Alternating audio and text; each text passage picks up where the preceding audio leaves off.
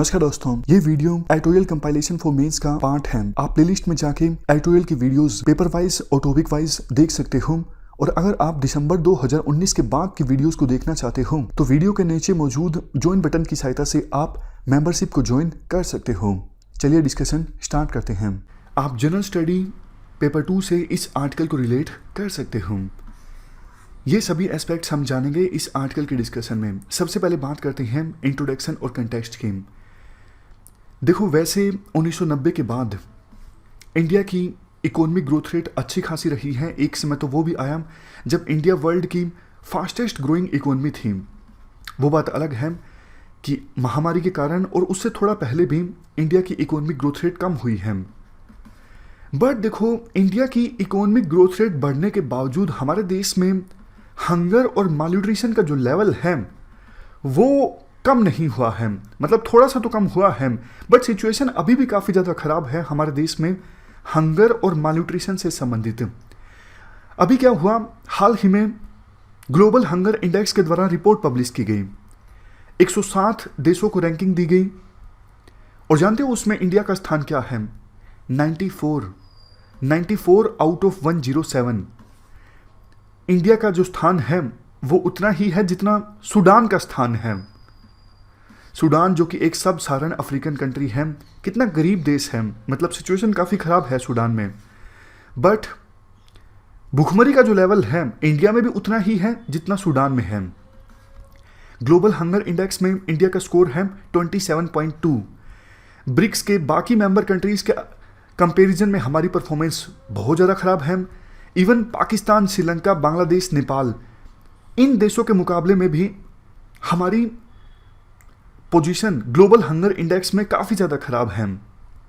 देखो, जो global hunger index है वो 4 इंडिकेटर्स के आधार पर, 3 डायमेंशंस के आधार पर प्रिपेयर किया जाता है।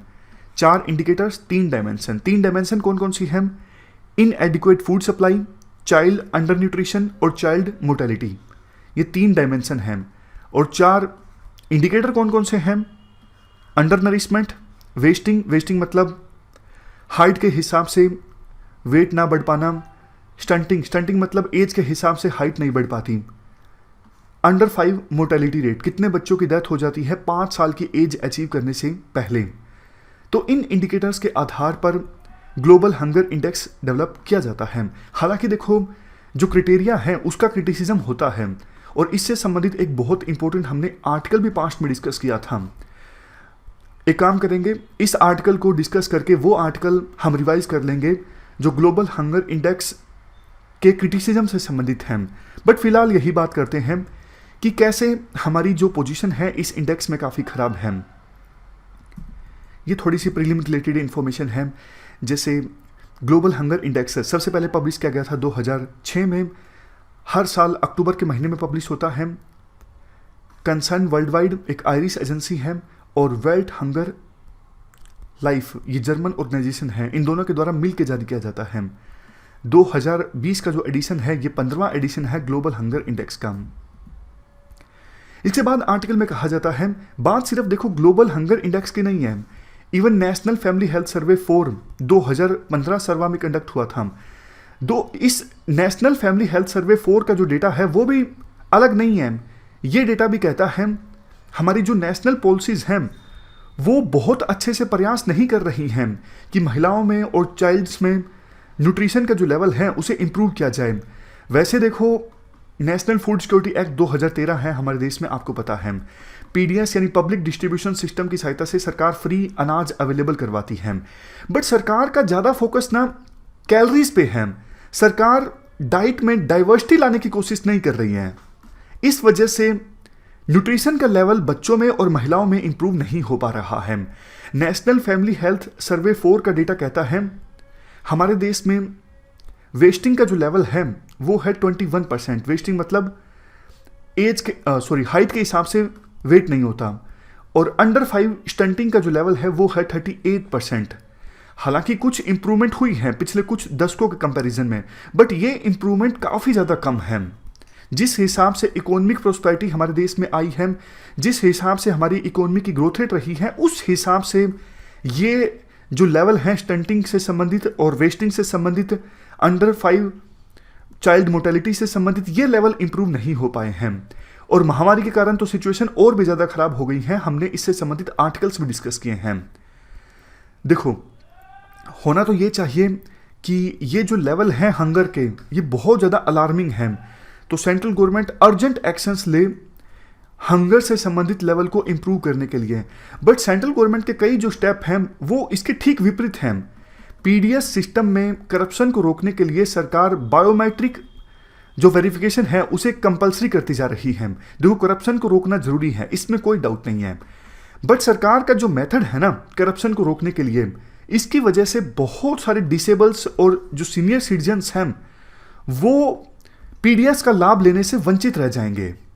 तो कंक्लूजन में राइटर के द्वारा ये बोला जाता है, इवन देखो international food policy research institute के जो सेकुलर्स हैं वो भी ये बोलते हैं, 4 में से 3 जो इंडियंस हैं, खास करके रूरल इंडियंस, वो एक बैलेंस्ड न्यूट्रिशियस डाइट को अफोर्ड नहीं कर पाते। तो अगर यही हंगर की सिचुएशन रही तो राइट टू फूड जो 2009 में आया था, फिर तो ये मीनिंगलेस हो जाता है। जब देखो इतने ज़्यादा भूखे, स्टंटेड और वेस्टेड इंडियंस हमारे समाज में रहेंगे तो फिर राइट टू फूड लाने का मतलब ही क्या है।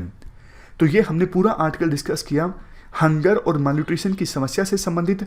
अब हम ग्लोबल हंगर इंडेक्स के क्रिटिसिज्म से संबंधित जो आर्टिकल है उसे रिवाइज कर लेते हैं। तो राइटर अब इन 4 इंडिकेटर्स में कमियां निकालेंगे। राइटर कहते हैं कि ग्लोबल हंगर इंडेक्स में इन 4 इंडिकेटर्स के वेटेज की बात करें तो देखो, सबसे पहला जो इंडिकेटर है the percentage of population and under nourished, इसका जो वेटेज है वो 1/3 है। और सबसे लास्ट जो फैक्टर है चाइल्ड मोर्टेलिटी वाला, इसका वेटेज है वो भी 1/3 है। और जो 20 के 2 फैक्टर्स हैं, 2 इंडिकेटर्स हैं, इन दोनों का जो वेटेज है वो 1/6 है। 1/6 यानी दोनों का जो मिला के है वो 1/3 है। तो ये 4 इंडिकेटर्स के वेटेज की हम बात करी। तो अब देखो राइटर ये कहते हैं, सबसे पहले ग्लोबल हंगर इंडेक्स के जो 3 इंडिकेटर्स हैं, ये नीचे वाले 3, दूसरा इंडिकेटर, तीसरा इंडिकेटर और चौथा इंडिकेटर, ये 3 इंडिकेटर्स तो कवर करते हैं सिर्फ 5 साल से कम उम्र के बच्चों को, यानी पूरी पॉपुलेशन को कवर नहीं करते हैं। सिर्फ पहला जो इंडिकेटर है वो देखता है कि परसेंटेज ऑफ पॉपुलेशन कितनी अंडर नरिश्ड है, यानी 5 साल की उम्र से ज्यादा भी पॉपुलेशन को कवर करता है। लेकिन नीचे के जो 3 इंडिकेटर्स हैं वो तो सिर्फ 5 साल की कम उम्र के बच्चों को कवर करते हैं। हमारे देश में 5 साल की कम उम्र के बच्चे हैं सिर्फ 11%। लेकिन शो इस प्रकार से किया जाता है न्यूज़पेपर्स में कि ग्लोबल हंगर इंडेक्स जो है पूरी पॉपुलेशन को दिखाता है। नहीं, ज्यादातर जो ग्लोबल हंगर इंडेक्स के इंडिकेटर्स हैं वो 5 साल की कम उम्र के बच्चों को कवर करते हैं। इसके बाद राइटर पॉइंट रखते हैं कि देखो, जो ये स्टंटिंग और वेस्टिंग है, मतलब एज के हिसाब से हाइट ना बढ़ पाना या फिर हाइट के हिसाब से वेट ना बढ़ पाना, ये सब चीजें सिर्फ फूड इनटेक पे डिपेंड नहीं करती, और भी काफी सारे फैक्टर्स पे ये चीजें डिपेंड करती हैं, जैसे कि सैनिटेशन कैसा है, एनवायरमेंट कैसा है, यूटिलाइजेशन ऑफ फूड इनटेक कैसा है, जेनेटिक्स कैसे हैं, इन सब चीजों पे भी, इन सब फैक्टर्स पे भी डिपेंड करती हैं वेस्टिंग और स्टंटिंग। और चाइल्ड हेल्थ इंडिकेटर्स को भी शामिल नहीं किया जाता ग्लोबल हंगर इंडेक्स में। अगर ग्लोबल हंगर इंडेक्स में चाइल्ड हेल्थ इंडिकेटर को शामिल किया जाए तो इंडिया की जो रैंकिंग है वो काफी ज्यादा इंप्रूव हो सकती है। अब सबसे लास्ट में एक आर्गुमेंट दिया जाता है राइटर के द्वारा, वो ये है कि देखो, एक कुछ आंकड़ा होता है कि इतनी कैलोरीज कोई अगर एक पर्सन ले तो वो माल न्यूट्रिशन का शिकार यानी कुपोषण का शिकार नहीं होगा। लेकिन उस आंकड़े पे सहमति नहीं है। अलग अलग इंस्टीट्यूट्स के हिसाब से अलग अलग आंकड़ा वो दिया जाता है कि इतना कैलोरीज अगर कोई एक पर्सन ले तो वो माल न्यूट्रिशन के शिकार नहीं होगा। अगर देखो Indian council of medical research या फिर नेशनल इंस्टीट्यूशन ऑफ न्यूट्रिशन के हिसाब से हम चलें तो हमारे देश में सिग्निफिकेंट जो रिच पीपल हैं वो भी पाए जाएंगे ग्लोबल हंगर इंडेक्स में माल न्यूट्रिशन का शिकार। तो ये पूरा आर्टिकल था राइटर के द्वारा, उनके द्वारा बताया गया है किस प्रकार से खामियां हैं ग्लोबल हंगर इंडेक्स में। इस डिस्कशन में फिलहाल इतना ही है। Thank you very much for discussion.